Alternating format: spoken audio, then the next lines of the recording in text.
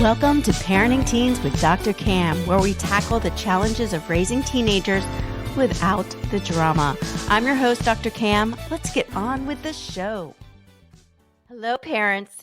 You're likely heard that building resilience in your teen is crucial. It's not just about protecting them from mental health challenges, but also setting them up for success and happiness. In this episode, we have a special guest joining us, Chad Metcalf. Chad is not only an entrepreneur and author, but also a former Navy SEAL who understands the essence of mental toughness. He's going to give us parents some practical strategies to nurture our teens' resilience, confidence, and other skills essential for navigating life's challenges. Chad, welcome to the show. Oh, thanks for having me. Absolutely. So before we dive in, can you just share your backstory on how did you start focusing on mental toughness and resilience? For me, I guess, one of the reasons I got out of the Navy was, I had 3 young boys and I wanted to be, around to, see them grow up. And, I'd done 12 and a half years. So I was kind of at that point where it's like, okay, do I do, another 10 or 15 years or do I get out and do something else, which, is a hard thing. Like you've done that pretty much your entire adult life. Like that's, it sounds crazy, but that's really like the safe thing, right? Because we're safe. Like the thing that we know is what's safe to us. Exactly. It was, part of it was that like, I want to see my kids grow up. I want to be able to like coach baseball and flag football and, do all the kind of dad stuff. I was going to play college golf.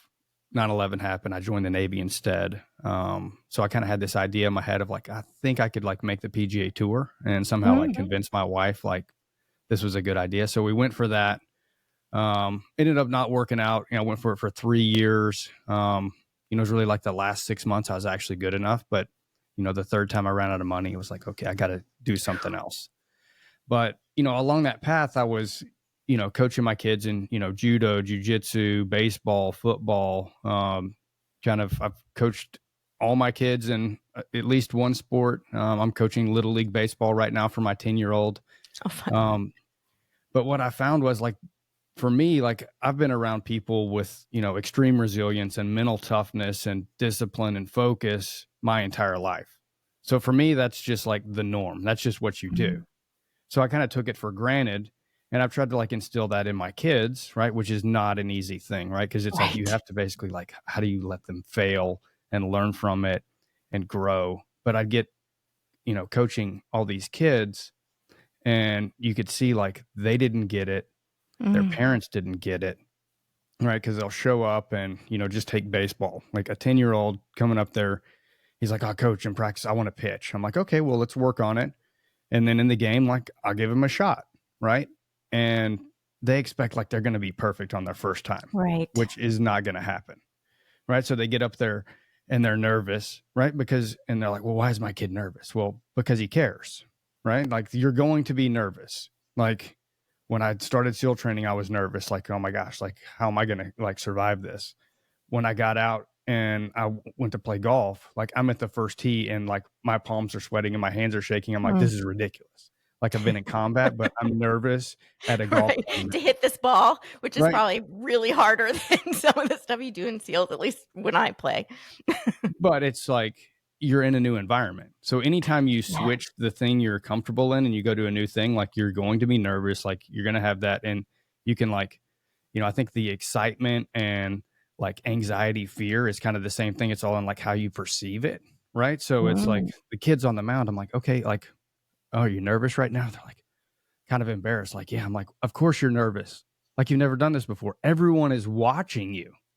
Like, why would you not be nervous? I was like, why don't you just throw this one like 10 feet over the catcher? Yeah. Like, really? I'm like, yeah, who cares? Like, just throw it as hard as you can. Let's just see what happens. I said, if you walk him, what's going to happen? I was like, what's your life going to look like tomorrow?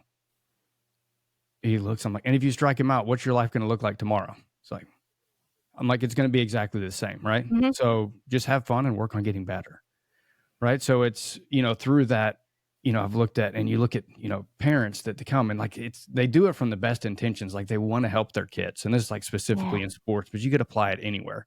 Oh, you can. But a kid will get up there and like go to pitch and be like, oh, it's your release point. It's this, it's that. And I like give them all these like mechanical things, which is, it does the opposite of helping them. It makes them worse, right? Because you can't fix something on game day. right? It's like you have to go out there with what you can do, right? And it's like one of my golf coaches, he told me like competence breeds confidence, and confidence sets the stage for performance, right? So it's like you get confident by putting in the work and building your skills. Once you've done it, 1,000 times and you can do it, like how confident are you that you can do that? Yeah. Right. So that's really the kind of method. It's like, hey, if we didn't get it in the game, it's not the game. Like, like you've got to practice it. Once you have the skill, then you have to put yourself under pressure to actually go do it. So there needs to be some kind of stakes, whether it's like, oh, you got to run a lap or you got to do push-ups or like whatever that is, but you got to have some kind of consequence of failure for them to just kind of get used to it and thrive in it. So that's kind of, with the book I wrote, it's, 5 steps to basically build mental toughness. And it's really, it can work. It works for anything, right? I used it to go to grad school. I used it for launching my book. I used it for like getting my YouTube channel going and monetizing it, like, which is like less than 1% of YouTubers do that. Right. But it wasn't it's big. People look at it and go, oh, and I'm making a video on this right now called The Failure Hack. But people look at it and they're like, oh, well, like, of course you did it. Like, no, you don't understand. Like, I made 100 videos in 100 days and they all sucked. Right. Like, Right. like you learn from that. And then it's like the next step is like, okay, you put it in, you failed. Now you have to assess, like, why am I failing? And that'll filter out some stuff. That'll feel like the things that are obvious to you. Yeah. But you still don't know what you don't know. So you actually need like a coach, a mentor. You got to read something, get some knowledge, and then you actually have to go train that knowledge, right? And then you're going to fail while you're doing it. And that just keeps like, it's a refinement process. So I think if more parents just kind of understood that. So let's talk about how parents can do that, because I think we kind of stumble a lot with this because we have that idea of we want to build our kids' resilience. I think majority of us parents want to do that, right?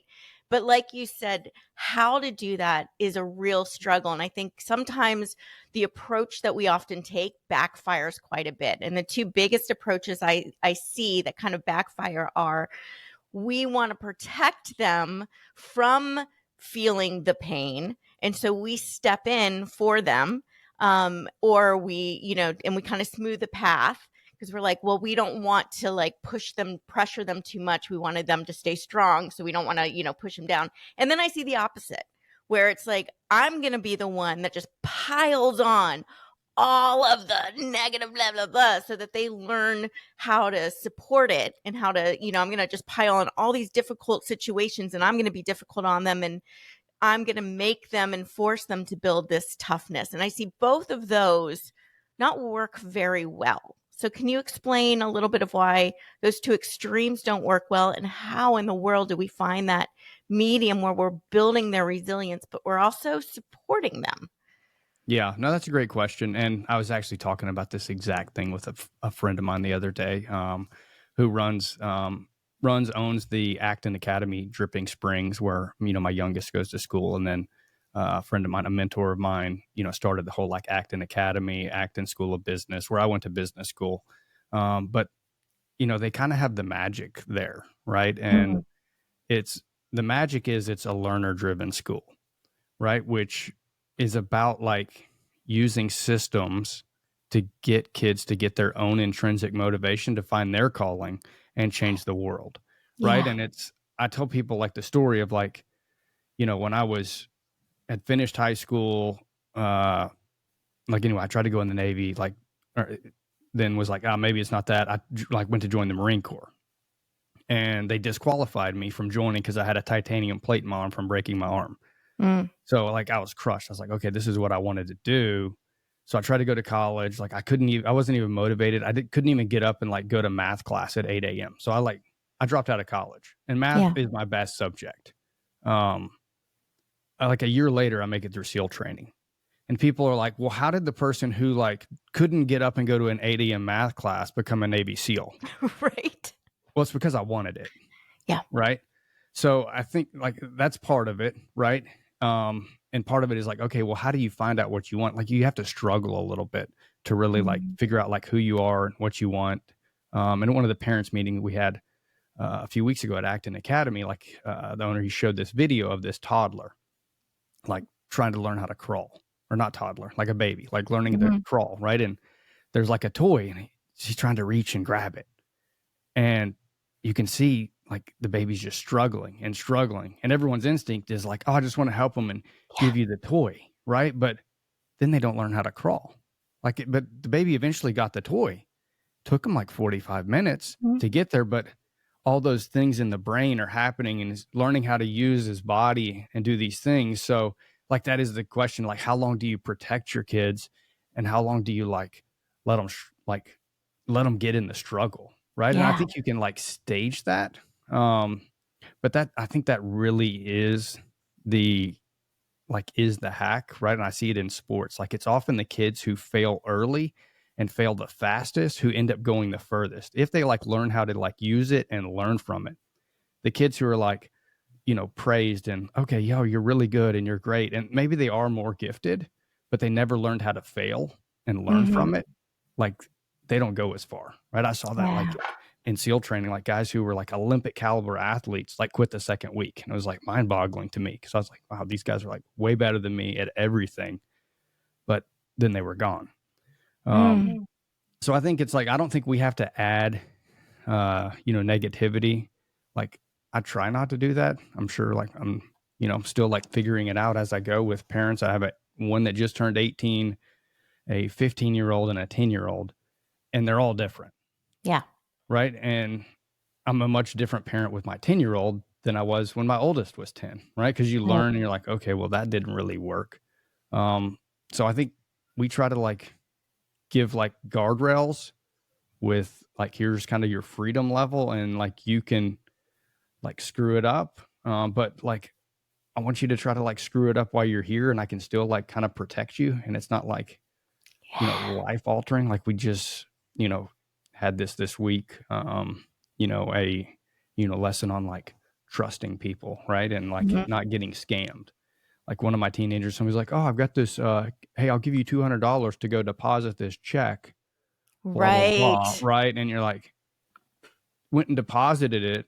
I'm like, dude, I've talked to you about this stuff. Why did you Yeah. not come ask me? I'm like, well, I guess now you're gonna mow I know. yards every day just to freaking cover this money. Like, and he's Yeah. like depressed. I'm like, hey, look, it's not the end of the world, but if you learn this lesson from it, then maybe it's worth the price. And I said, this is why I like seek advice. This is why I read. This is why I do the things I do because I got tired of Mhm. learning the hard way.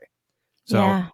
I think we've got to like not overly like protect our kids. Like if my youngest is like, hey, I'm gonna go ride my bike, and I'm like, well, you don't have shoes on, and he's like, oh, I don't care. I'm like, well, you might skin your toes.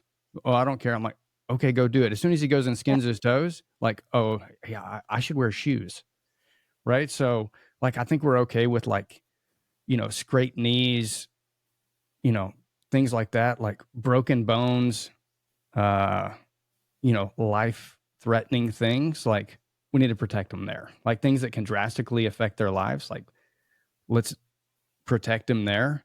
But things are like bumps, bruises, somebody hurts your feelings, like all these things, like you're going to have to learn in life. Like Yeah. let them experience that. I think the big difference too is when that happens, because first of all, it is we're so scared of having them. I think I use the term guardrails too, so I love that you use that. I think we set those so narrow because we're so worried and have this fear that the bumps and bruises are going to have much bigger impact than they actually do. And the narrow guardrails are actually what causes them to not be resilient because they don't trust themselves or believe we trust them. I think the other thing is when we give them that breadth to make a mistake and they do make a mistake, I think a big piece of this is how we respond to that mistake and failure. How do we do the I told you so, you should have worn your shoes, look at that, or do we how do you respond to those failures so that kids don't create a sense of shame and fear of failure, but learn to embrace the failure and learn from it? Yeah, I'd say it like, it depends on the circumstance, right? And I try not to do the I told you so, although sometimes I do. And then my wife's like, It's stop very doing that. tempting. I'm like, It's so okay. tempting. But with, I think if it's something like, hey, I told you to put on your shoes and now like you're complaining to me that your foot's scraped up, Like, dude, I Yeah. literally told you that. So Yeah. that's more of like a decision. Like I gave you the solution, you didn't listen, and now you're suffering the consequences, Yeah. right? Like, I think like that's a life lesson there, but the more is like whenever they're going out to like go after something, right? Like whether it's like learning an instrument, uh, you know, learning a sport, coding, like anything that's like a skill-based pursuit. I think that's where I'm encouraging failure. Like go and Yeah. like push yourself and figure it out, right? Like that's where you learn. Um, and you start figuring out what your strengths are, right? Because I'd like firmly believe like we can't just be whatever we want to be. We can be a lot more of like who we are. So the sooner we figure out like who we are, what our strengths are, and we go and build those strengths, like the better we're going to be able to just attack life, right? And the more like fulfillment we're going to have in that. I mean, when I like figured that out at like age 35, I was like, oh, that makes a lot of sense. I shouldn't do that. Like in business and whatever, like there's certain things where like, that's not my thing. There's parts that are like, I can do this, you know, as good as anyone in the world. But as soon as it gets to this point, like, I don't need to touch that. But my wife's really Right. good at those parts, right? So um, that's part of it. And I think when the kids go do that, they start figuring out what they're good at, which I think is what's really missing, like in traditional education, right? It's, hey, you sit there and you listen. I'm going to tell you what you need to know, and you need to regurgitate what's told back to me. Yeah. Right. So it's, and then people get, well, they said I wasn't a good writer in school, so that must not be my thing. It's like, well, were you interested in it at that time? Because that's, makes a big impact there. Yeah. So I'd say it's like figure out what your kid's interested in and let them go, like do that, fail there, grow. You're right. And then the other misconception I hear a lot is like, oh, well, we're going to try this out and see if they're good at it. Well, you're not going to be good at anything when you start. No. Right? Like you have to actually put in the work and develop like a competency there before you could figure out if it's your thing or not. Right? Because there's like, people talk about like, oh, hitting flow. How do I hit flow? And I'm going to go do these breathing exercises and hit flow. Well, like that can help, like if you're already good. But if you're starting out, like that's not going to really help you at all. Maybe calm you down a minute. But it's really like where you hit flow is where you have a high skill level in something and where the challenge level is high and those meet, right? Like that's where Yeah. you hit flow, right? So it's like there's a chart I've got somewhere, but it basically can ping up as like, oh, if you're hitting anxiety, well, that means the challenge level is higher than your skill level, right? So you're like, oh, well, I need to build my skill level up, right? So it gives you a clear cut path. So I think as parents, if we kind of understand that and what the Mm. reality is around these things, we can actually give our kids some actionable things that they need to do. But first, I think we just need to let them get out there and fail so that they're Yeah. actually ready to listen to a coach and be coachable, right? Because I agree completely. And sometimes having somebody else, and I'm thinking here, Chad, like that step where we get to that anxiety mode and we're not very comfortable with being uncomfortable, right? So how do we as parents help our kids through that little area where they're like, I'm doing, because I see a lot of kids now so terrified of failure that they don't even get close to that point. Right. So how do we help them get to that point and through it without making it about us, and helping them learn their intrinsic motivation? Because us pushing is not intrinsic. It's the external.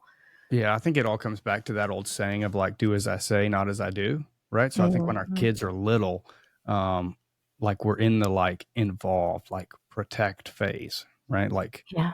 hey, you don't run in the street, don't do these things. Like but slowly, like we have to like move from that to modeling it. Yeah. Right. So if we're not like pushing out of our comfort zones, if we're not taking risk and we're not overcoming failure, then like that's the best way we can teach them. So Yeah. it's like when I tell my kids, like, you know, I personally, like, I am terrified of heights, but I didn't let it stop me from jumping out of airplanes. Right. Right. Every time I did it, I hated it. And I was like, okay, like I didn't hesitate. I just did it. But I was like, jump. And then my first thought is like, parachute, don't die. Okay, parachute, please open. Okay, all right, it's open. All right, now don't break your legs. Okay, I'm on the ground. I'm glad that's over. Right. Like Survived another one. Yay. I survived another one, right? So it's not that I don't think like the fear thing ever really goes away. Just the Yeah. more you face it, the better you get at it, Yeah. right? I think So people think like, oh, it's going to go like it never went away for me for like heights, for other things. Like you just get better at facing it. And I think that's really because you could tell your kids all day, but like my youngest, like at Acton Academy, it's all like everyone's on their own hero's journey, right? mm, Um, and if you're a parent, like you tell your kid, like, well, where are you on your journey? Are you building your core skills? Are you doing this? Right? How much better is it to go, oh, what are you working on core skills today? He's like, yeah, okay. What are you working on core skills today? I'm like, well, hey, I'm working on this, this, and this. So it's like we're on our own journey. We're in yeah. different parts, but we're both on it. We're all on our journey. So it's really like, how do Yeah. we model that? I think that's so important, and being transparent about when you do fail or make mistakes and how you were, and even like that feeling of feeling like, oh my gosh, I feel like embarrassed by that, or I feel nervous about that, or sharing those. I think sometimes as parents, we want to give this impression that we've got it all figured out, which I think is really a disservice to our kids, because they need to learn that we're still every day pushing through, and that's what it is. That's the expectation, and really recognizing when our kids do push through, whether they succeed or not. It's the pushing through, I think, that should be really recognized. Like you did it anyway. Wow. Yeah, Right? for sure. And that's what I Do you tell the agree? kids that I coach. Right. It's like, I don't, if you make a mistake in a game and practice, whatever, like, I'm not going to be mad at you. Yeah. Right. Or I'm not going to yell at you. In fact, like, I don't yell at the kids at all. Right. It's like, Yeah. like, it's rec baseball. Like, my goal is like, I want everyone to want to play baseball again. Right? Yeah. Right. Like, that's the goal. Right. And I think it's, in the book, like, I read it like, Young Athletes Ultimate Guide to Mental Toughness. Right. I mainly like it's titled that way because like I wanted to put it in a way like my kids and the kids I coach could like read and understand. But a Yeah. buddy of mine read it and he's like, dude, I'm using this with my entire sales team at work. Like he runs a That's sales org. amazing. I know, but like sports is a metaphor for life. Like most of Yeah. our kids, they're not going to be college athletes. They're not going to be professional athletes. No one's going to remember who won 10U Little League Baseball, right? But they're going to remember the like life lessons. They're going to remember how their coaches treated them. Like I remember coaches that I had that made like an impact on my life, right? And it's like, wow, okay, there's this work ethic thing, right? I've got to Yeah. go in and put it in. I'm going to fail. And we talk about, hey, it's fine to fail, but let's learn why we did it and try not to fail the exact same way Right. more than once, right? If you just keep making the same mistake over and over again, like that's the definition of insanity, right? So just, Expecting a different outcome, right? yeah, Yeah. expecting a different outcome. Now it's like, if you're not trying, like I will get on to you about that. Like, hey, you're not putting forth your effort. You're not paying attention. Hey, let's focus.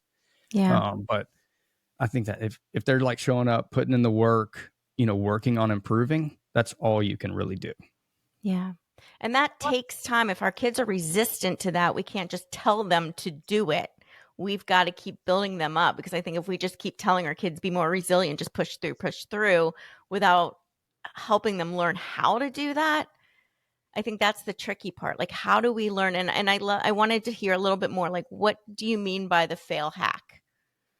So, so the failure hack, and I think it's like a quote in business school, right? It's like, as an entrepreneur, like you want to fail as fast and cheaply as possible, right? Like they made us do it a couple times, but we had to go out and sell stuff door to door, and it was terrible. And I don't like doing it. No. And the first thing they did, they gave us this cold brew coffee machine and no sales training. And they're like, all right, y'all go out and try to sell it. So of course I show up, I'm like, okay, I got this cold brew. And you can't say like it's for business school, blah, blah, blah. You have to pretend like this is your job, right? Yeah. There's no cheating. So I go out there and I'm like, okay, let me research this coffee maker.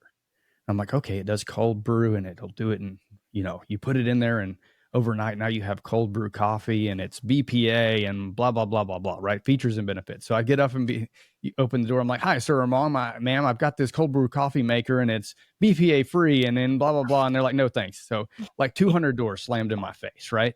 I'm like, wow, that was awful. So like 2 weeks before we graduate, they're like, hey, we're doing another sales challenge. You're selling children's dictionaries for $50. By the way, you can buy it on Amazon used for $6.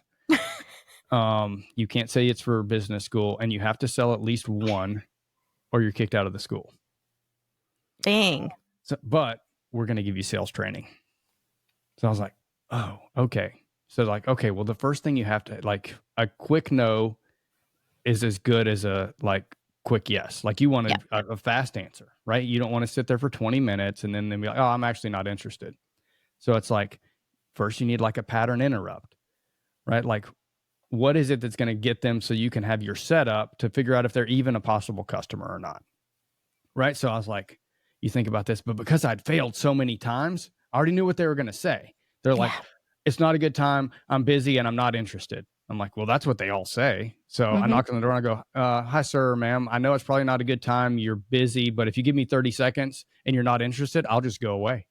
Love it. And no one slammed the door on my face in my face. Anyway, I sold it on the 11th door, right? So, right, because I found their pain point. They had kids. I got the, book in the kids' hand. They loved the book, right? So it's, it was more about like connection. But if I hadn't failed those 200 times, I wouldn't have been able to see what actually needed to be done. Yeah. So like whatever it is, it's actually whenever you go out and fail, like you become ready to learn the lessons because there's this like triangle of like knowledge. There's the things that we know, there's the things we know we don't know, but then there's the things we don't know that we don't know. Right. And we have to go like kind of fail and get others' feedback and all that to actually get those things. Right. So now we have like new information and now we go start training that. And then guess what? We fail again. And then you restart the system again. Right. Okay. Why did I do that? Is there something here obvious to me? Is there something obvious to a friend, to a mentor? Can I read about it? Can I get this knowledge online? Right. And then, now with this new information, I go back and deliberate practice it again. Right. Yeah. So whatever skill it is, like I literally I used this to pass the swims and buds. I used this to like finish top of my class in business school. I used it to launch an Amazon bestseller. I used it to crack YouTube. Like for golf, like I teach it to kids in sports. It's literally anything. Right? So, but you have to have a clear goal for it to work. I think the other thing, and that kind of stuck out about what you just said too, is most teens don't know what they don't know. Yeah. And so I think that's why they always think they know everything. It's not because they really think they know everything. They just don't know what they don't know yet.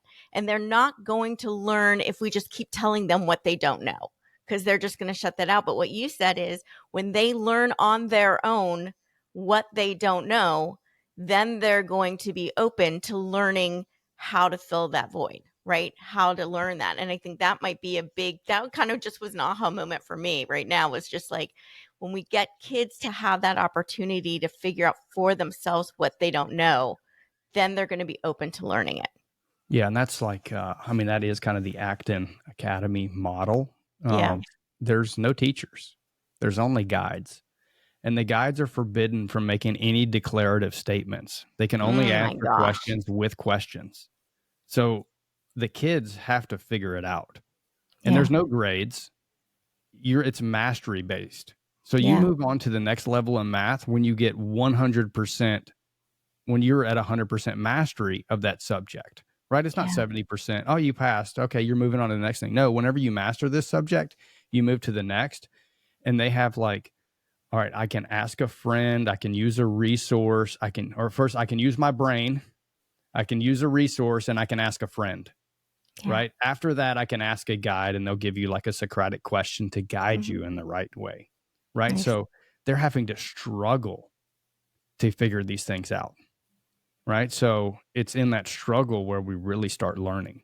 And some of the kids that are like coming out of this, because it's like 20 years, it's been around like 20 years now. So we've got, there's kids that have come out and gone all the way through it. Like these kids are incredible. Like they're not 2 to 3 times more effective than, kids who just kind of had the traditional education, they're like 100 times more effective, right? It's like where I was like after business school, like they're coming out of that at like 16 years old. Right. And like, when I was 17, 18, like I know everything. When I was like Right. 30, I called my mom and be like, yeah, I was an idiot. I didn't know anything. Because Right. you didn't So know what you didn't know, right? exactly. You knew everything you thought you needed to know. And the thing that's cool is we can create that environment as parents. Like the school is amazing. Not everyone can do that, but as Yeah. parents, in the way we raise our kids and we're around them consistently for years, we can create that same environment where we're letting them learn by doing, and we're guiding by asking the questions, not stepping in and telling them or doing it for them. And I think that just when we're doing that is going to help them Yeah. build up that ability and the belief in themselves, because they're like, oh, mom and dad believe in me, believe I can figure this out, so I must be able to. Yeah. I mean, it's like, one of the, it's all comes down to like really, I think, asking good questions. Yeah. Right. Because you ask your kid, oh, how was school today? Fine. What'd you do? Nothing. Right. And you're like, well, that's not a very good question. You're like, what was the weirdest thing that happened today? Exactly. Right. You're like, oh, and then like they have launches for everything. You're like, what was your favorite launch question today? You're like, oh, it was this. And they're like, who annoyed you the most today? Yeah. And why did that annoy you? Yeah. Right. So if you actually like dig into beyond like surface level questions, you start to get there. The other part is like when they have like a hobby, you're like, well, okay, what are you interested in? Right. I was talking about this with my youngest and I'm like, okay, you're on YouTube. Like, I was like, how many hours, if I don't let you, like, how many hours a day were you on YouTube? He's like, oh, I was like, okay, I don't know. Well, more or less than one. More. Okay. More or less than two. More or less than three. Less. Okay. 2.5. Okay. So you're 2.5 hours. I said, what skills do you want to have when you're 15 that you don't have now?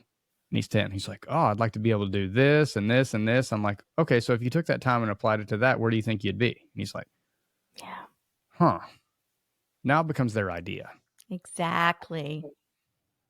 That is a complete, and that's doing the same thing as saying, don't spend all that time on the computer, do something more productive, but with way more impact, because now they know exactly why. It's about what they want, and it was their idea. Huge. Yeah. And I So kind of have like, Chad, yeah, go ahead. No, go ahead. I was going to say it's, kind of like video games, right? Like I have a love-hate relationship with video games, right? Can be a giant waste of time, but I think our kids are actually learning how to learn by playing Fortnite, right? Oh, yeah. Because if you look at the system in my book and I look at my kids who are like freaking, I'm pretty good at it. How do you actually get good at it? Because when you start, and I don't know if any parents ever played, but if you go play it and you've never played before, you're going to be terrible, just like everything else. So what do? They go in there and they practice with their friends and they watch YouTube videos on like, how do I get better at this? Yeah. Right. So it's like, okay, I got better at this. And then I go practice it more and they just repeat. So they're actually doing the same process to get good at that. And one of the like football teams I was coaching, they were like, oh, I want to do this. And I'm like, how many of y'all play Fortnite? And they're like, oh yeah, we all play. I'm like, how many of y'all have ever watched a video on how to get better at that? And they're like, oh yeah, we all do that. And how many of y'all practice it with your friends in private mode? Oh yeah, we all do that. I was like, have y'all ever thought about doing that for football? And they're like, nope. Oh, I'm like, yeah, just do the same thing you're already doing. Do it for that. Like, oh, okay. And we like won every game. That right there, I think, is such an important thing for parents to take away, is that when we embrace what they're already doing and they love, which is Fortnite, right? For a lot of our kids, when we use that as a model, rather than just saying, stop doing that, do this instead, but go do what you're already doing successfully. You've already learned how to learn. You've already learned how to be uncomfortable and not good at something and get better at it. You can do that. You can do that with anything. Yeah. That's powerful right there. Because now they're like, I get it. Yeah. Now you get me, and you get me. You get that I love Fortnite, and you're not saying anything bad about it. You're just saying use that skill that you're learning. Is fantastic.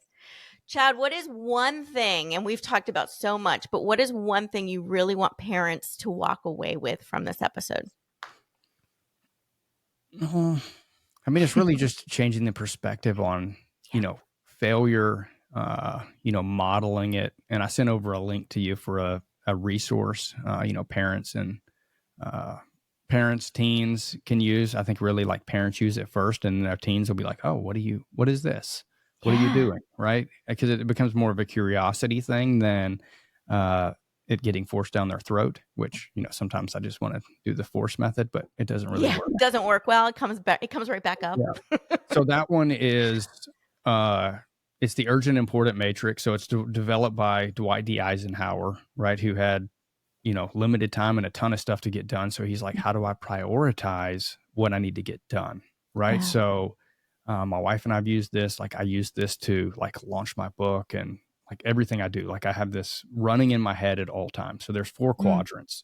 There's urgent, urgent and important, right? This is things like, I've got to do this right now. Like my kid broke his arm. I have to go to the ER right now. That's urgent and important, right? Then you have things that are not urgent, but they're important, right? And where things fall on the scale is like, you choose where they go on the scale, right? So there's urgent and important, not urgent, but important. There's urgent, but not important. And then there's not urgent and not important, right? Yeah. So for like a teenager, like going to, the football game on Friday night, that's urgent, but it's probably not important, right? Now, if you're on the football team, it's both urgent and important, right? Yeah. But, right. So if you start laying that out and you start looking at just on your week, like, okay, how am I actually like executing my week? Yeah. And is what I'm doing moving the needle towards where I'm trying to go? And you start breaking this down and you're like, man, I'm spending a lot of time. Like I'm spinning my wheels on things that are urgent, but not important, or not urgent and not important. Right. So there's like, it's an interactive PDF, kind of shows you like how to use it. But I'd say get in there. You spend 5 minutes on it a week. Like if you do it, like this will be a completely different year for you. I love that. And I will put the link in there. I'm going to use it. And I think what's really interesting with that is if you get to that point where you're doing it with your kid, you might understand, and that can also foster an conversation on why some things that you don't think are urgent and important feel urgent and important to them, which can help kind of understand their perspective too. Because I don't think we're always going to agree. Doesn't mean it's still not urgent and important to them. So I think that's interesting too. Yeah, I have with my, now 18-year-old, like I've had him, hey, okay, show me your urgent important matrix. Yeah. And he has this, and I'm like, okay, last week, what did you do? What things did you decided were important? Like where did you spend your time? And he's like, oh man, like I spent all my time on things that were urgent but not important, or not urgent and not important. So it's no surprise that you aren't moving towards where you're trying to go. So I'm like, well, this is where you said you're trying to go. This is the steps you said that we're going to get there. Now I'm going to hold you accountable to what you said you were going to do. Yeah. I think finding, and I think there's probably some importance of doing some things that are urgent, not important, because that can often feel like just chilling, which is good too. But making sure we're not just all in that quadrant. We've got a nice balance and we've got more focus on the urgent and important. So I love that because it gives some clarity on how we're spending our time because we don't think about it at all. So Chad, tell us about your book and how we can find you. So probably easy if you go and grab the urgent important matrix, like you'll get on my newsletter, which I'm working on ramping that up. So you'll get kind of, hey, here's how I've used the urgent important matrix. You'll get some of my backstory, how I went from like running out of money, like completely broke, depressed, to like basically kind of like going to business school, like figuring out my strengths, like turning my life around. And then kind of tell you about, hey, here's how you're going to use this urgent important matrix. And then, hey, as you use it, there's like 3 monsters that are going to get in your way, which is like distraction, resistance, and victimhood. Right. And then like, there's a whole like mini course on that, which is available, which is part of a larger course called The Next Great Adventure, which I've kind of partnered with, Jeff Sandifer, and he's letting me kind of license all that, but it's the same stuff I did in business school, but it's really like, I just had a group of, I had a couple like teenagers, but basically people our age going through it. And like I had Google executives, YouTube executives. And it's like, the first quest is answering the question, who am I? They're like, oh my gosh, I never knew this about myself. So now it's like, they're like fired up. Like, I mean, it was awesome. That's so cool. So they'll get information about that. If you go on there, most of the time I try to respond to emails. I'm getting more and more emails, so it gets harder to respond. But we're setting up like a community to just kind of like bring people together to basically, kind of find their calling and change the world, because it's not just kids who need to find their calling and change the world. It's all of us. It certainly is. I love it. Chad, thank you so much for joining us today. I really appreciate it. All right. Thanks for having me. And that's a wrap. Thank you for tuning in to today's episode of Parenting Teens with Dr. Cam. Don't forget to hit follow so you don't miss a single episode, and share the love by passing this on to a friend. Until next time, keep making a positive impact in your teen's life.